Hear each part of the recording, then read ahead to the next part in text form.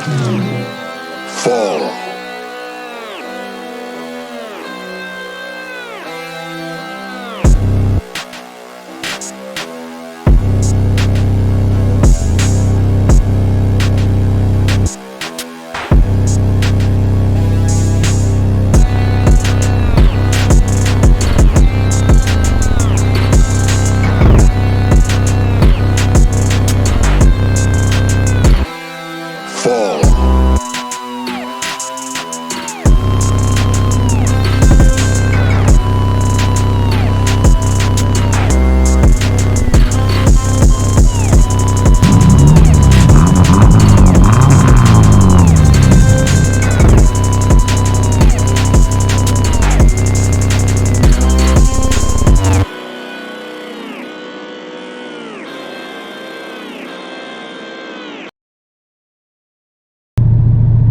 What's up, car show fans? You're watching TwistedColor Media. So we're actually doing something a little different today. We're not at a car show, but we're going to show off an awesome car. This is a Postal Legacy wagon, which means it is right-hand drive, but was made for U.S. market. And this is the person that owns it. This is Smiley from Smiley Speed, and he's actually going to tell you guys a little bit about this awesome car. Take it away. So it's a 95, built in Indiana, the Fayetteville, or Lafayette, Indiana plant. It's actually factory right-hand drive in America for rural postal use. It's the Postal edition. They all came automatic. They all came all-wheel drive and right-hand drive. They made them first and second gen Legacy wagons only, and this is mine. And we might note too that no, this isn't a brew on tap. It's actually 5-speed swapped. Did a manual swap using basically free parts and a left-hand drive pedal assembly from a US option car because I'm cheap and wanted to see if I could. And I do like the cable clutch mechanism versus hydro for whatever reason, so I decided to do it that way, and so far I believe it's the only one documented on groups and forums and whatever. So it's pretty much that I know of, and I live on those forums. So I mean, it's been a long time since I've had a Legacy wagon of my own, but I still have a huge affinity for them. For those of you people that have not seen any of my Wicked Big Meat videos where I literally scope out Legacy wagons in the back lot, the last Wicked Big Meat that just happened, so that was 2024, I had posted my backlot bonus like I always do, tagline backlot bonus, and I got this random hit up by somebody on my videos like, yo, you just missed my car and you're talking about Legacy wagons. And I was like, oh man, I'll have to do something. This was that car. So today this is what we're doing, and this time we're doing a full walk around and actually getting to talk to the person that owns it, instead of me walking around the car in a dirt lot speculating what they may or may not have done with the car. We actually get to see it, hear it, be inside it, for crying out loud. Sorry if it's loud. It's supposed to be loud. AC's running. Still has AC after 30 years. Believe it or not, we're actually in Hartford, Connecticut for this today, and it is hot as balls out, so I mean, bear with us. If for some reason you can't hear us off the exhaust note, just enjoy the exhaust note. Alright, so we're just going to take a ride in this right now, so this way you guys can hear like just the interior noise that this thing puts out. It's pretty awesome. I'm going to shut up now. Gets a little drony on the highway about 85, but easy solution to that, just go faster. You know, it does. Like once you get to a certain RPM, it just kind of quiets down, you know? It's not too bad, but no, it's all stock. It's just a fart can. I got the setup with the manual transmission stuff for free, so. Oh, nice.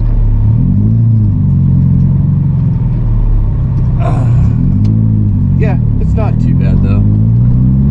Put some music up, you know, threw a 10-inch sub in it, so you kind of drown it out. But Honda sub, I might add.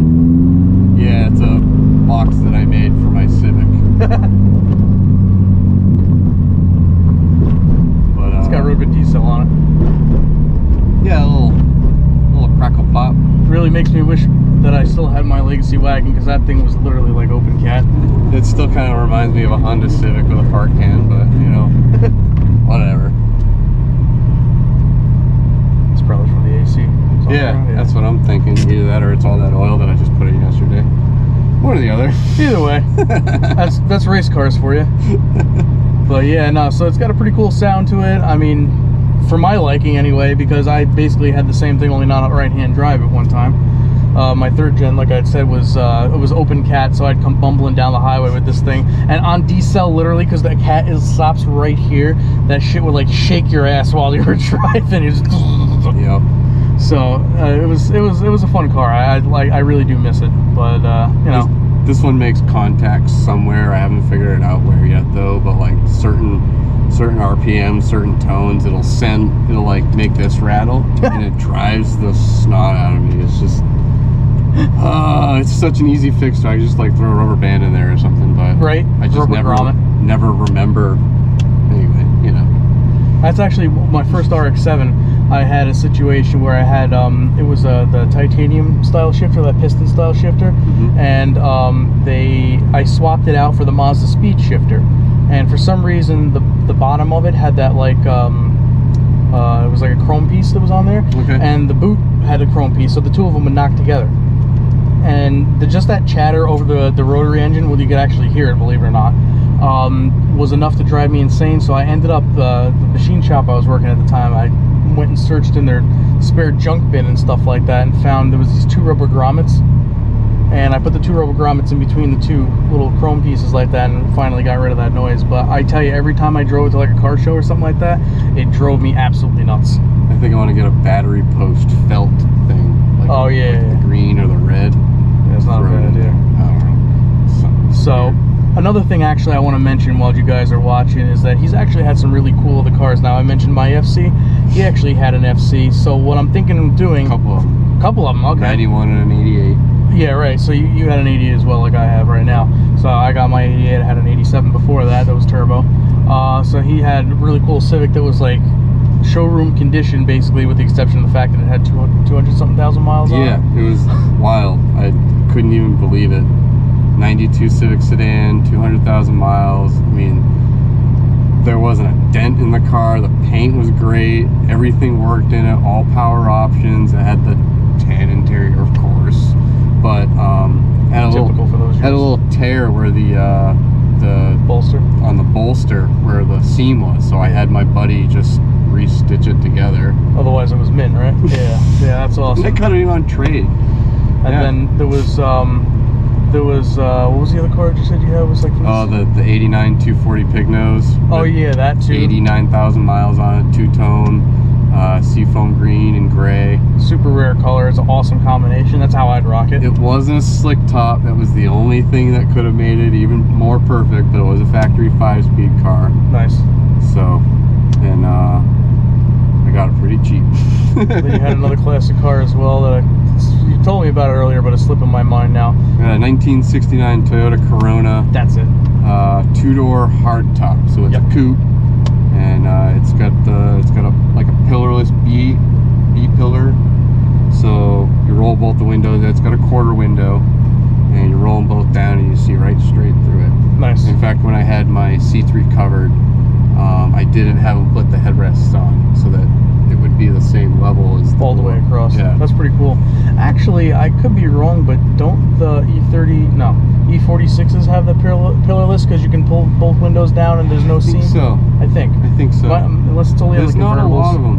There's not a lot of them. I think like Corvairs had a pillarless B pillar. I'm almost certain it was at least the E46, and if not the hard tops, but it definitely was on a convertible because I've seen them where they have the rear window rolled down as well, and there's just nothing there. Unless it was a custom thing. Somebody in the comments, please feel free to correct me if you're like a. Oh, like I think maybe like BMWs. Some older Lincolns and like the old Caddies and stuff. Yeah, you know? yeah, definitely. I don't know. That's what it reminds me of. Like you look through it, it just reminds me of like an old '60s muscle car or whatever. Or like the you ever seen the movie The Bronx Tale where he's driving backwards in the Cadillac? Okay.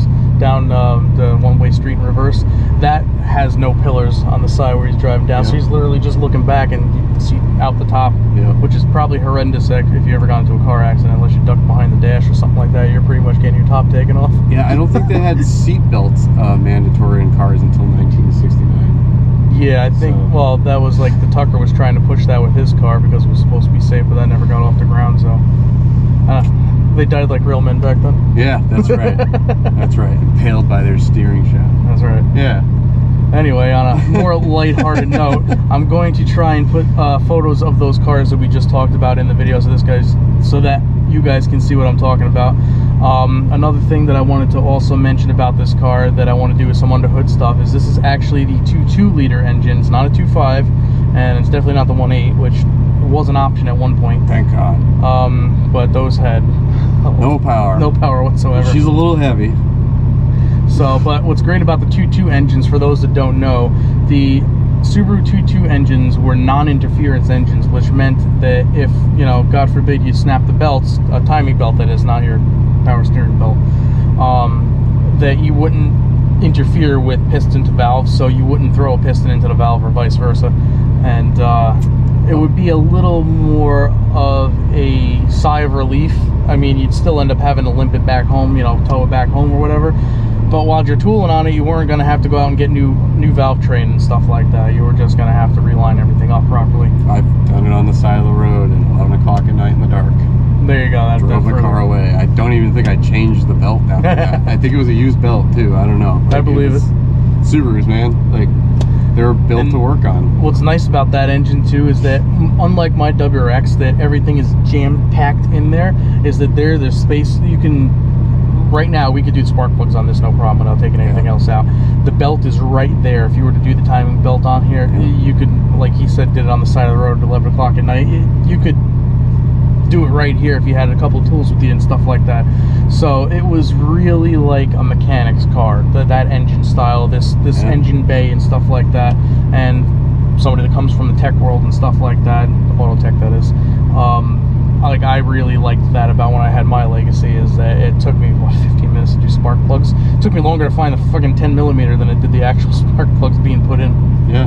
So. Yeah, I mean, you know, more or less, you just pull the engine to do anything more than spark plugs, or like replace a alternator, something, you know, obviously that's on top of the engine, but like, well, even the slave cylinder is easy to get to.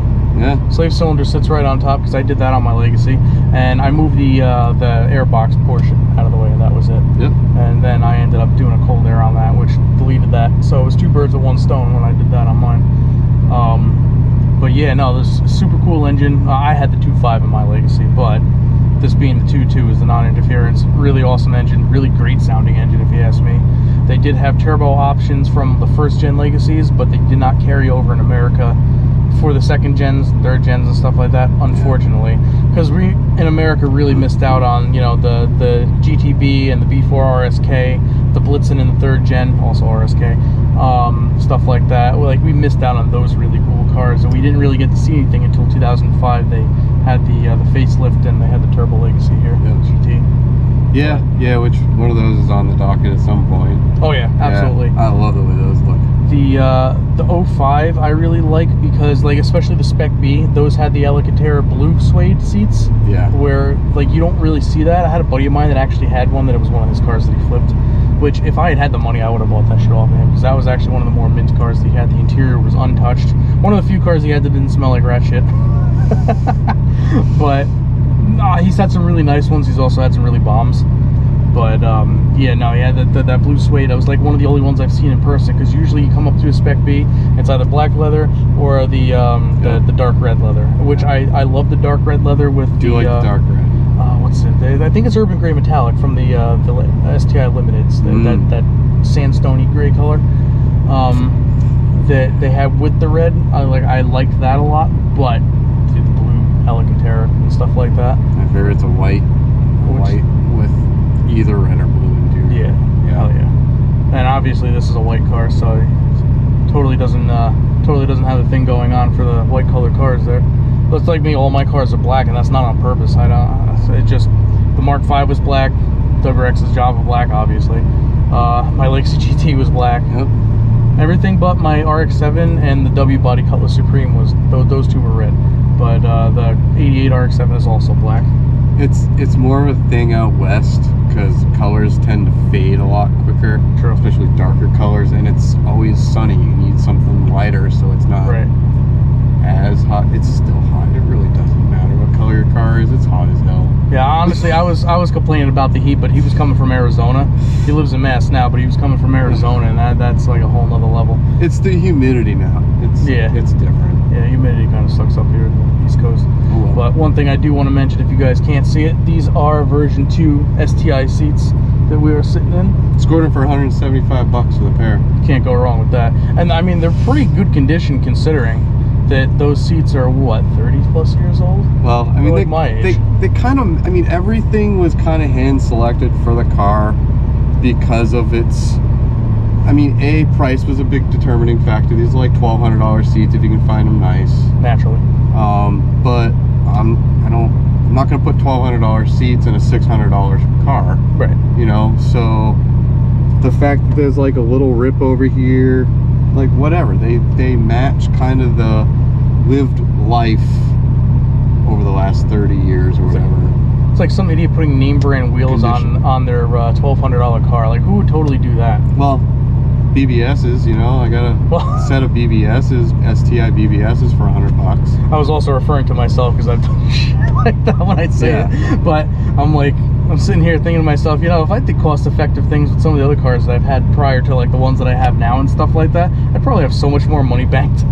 I don't know, man. Like, you know, $100 Momo steering wheel they discontinued in '95. Right. The same year that this was made, you know, like I don't know, it's just very like, period like I correct said, stuff. like everything's hand selected, kind of like.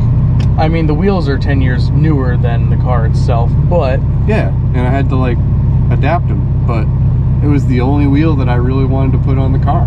And honestly, a lot of people that do wagons, two of my favorite things are second gen legacy wagons with the BBSs like I have on what's on this car and what I have on my WRX. And for some reason, and here's where I get people to do the at me, Corvette saw blades on first gen legacy wagons. Those things are ridiculous because they're perfectly flush like a turbofan wheel, perfectly flush. And then if you're into like having a more stand style wagon or something like that, everything just lines up perfectly. And for somebody that's worked in the machining world, things lining up for some reason is just satisfying to me. Yep. My inner machining nerd come out. But yep. No, that was when I had my first gen. That was probably what I was going to end up putting on it. I had some kind of BBS snowflake look, you know, I think they were XXRs or whatever the heck. Actually, the snowflake look is timeless though. Yeah, for wheels, that is. I mean, I would probably change the color of them to match more the. I had it was a white car with a gray, black, and this color green, yellow, whatever, high vis yellow camo wrap. That I did, and the yellow STIs to match it originally, and then I got this and had to put those on it. It was really simple, and I only got to do half before I sold the car. And don't ever, sorry Vivid, but don't get Vivid wrap if you want it to not fade. It fades in the sun, unfortunately, and with the high vis yellow it fades really fast. In about a month I had a windshield banner that was the high vis yellow, and in about a month it faded down to white. Okay. Yeah. So it still matched the car is what you're saying. It had like this very slight tinge of high vis yellow to it. It was not great. And also Plastidip fades as well. Yes, it does. Especially the high vis yellow. I went through my purple for me, but I went through my Plastidip phase. Well, actually, no, I also Plastidip black on one of the grills that I had before I'd gotten my L7 grill, which I never got to put on that Legacy because Bambi killed it. Long story on that. Moral of the story is powder coat your wheels, kids. Basically. Support your local powder coater, for sure. Absolutely. Yep. Actually, there's a couple in my area that I'd like to throw on for that right now. That'd be like chomping at the bit to be like, oh, did somebody say powder coat? That was also part of my resume that I did at one point. Did you powder coat? Nice, nice. Not for long, but I did get to work for a friend who owns a powder coating shop, so that was really cool to learn that. Yeah, I've never done that myself. I've only done like rattle can, spray can, stuff like that. Yep. I've made it work. I've done valve covers. I did the hood of my friend Sylvia underneath, and we did, because his had like a gold flake to it.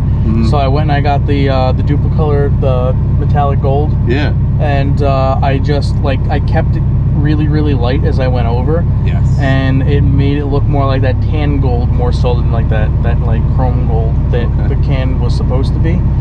Which it was. If you sprayed it like directly on something, it was like a chromed style paint. It was actually kind of surprising how good it was. TwistedColor of all things, which you can get at like Walmart for pretty cheap. Yeah. And I had sprayed it over that and stuff like that, and it actually matched pretty nicely the other side of the hood. The reason why we painted it is because there was like some burn damage or whatever from the previous owner before he had it, type of thing, and he just wanted to really dress it up because he made that before he sold it. He made that car a real OEM plus show car. And shout out Shiro Sylvia, that's the person I'm talking about. Hit him up on Instagram, you can see pictures of his car, aka Mike. AKA. Well, Mike's his real name. I was just giving his Instagram tagline there. And yeah, no, that was an awesome car. I kind of wish he never sold it because it was great, because I'd roll with him with my RX-7 and stuff like that. We'd go to a couple shows and stuff like that. And it was literally a flip of a coin of being in 90-degree weather who was going to overheat first. Believe it or not, with the Koyo Red in my RX-7, rotary engine never overheated. So. I just blew the apex seals out of mine. Did you? Yeah. I don't think I've ever had an issue with either one being the apex seal problems, but I had the radiator issue. I had the body kit issue on my current one, where the body kit's basically removing itself from the car, no matter how many times I've tried to reattach it. New England, they'll do that to you. The person that had that car before me put the body kit on with finishing screws and made it work. And I'm over there with actual 3M adhesive and, you know, Bondo and stuff like that, and it looked pretty ugly. So, you know, live and learn. So body work is getting done on that, and then that hopefully I'll have back on the road for next season and whatever. But yeah, no, just talking like card game and stuff like that. He's got some really great cards that I'm definitely gonna at least show some pictures of in this video before we cap it. And without further ado, let's get to some more action.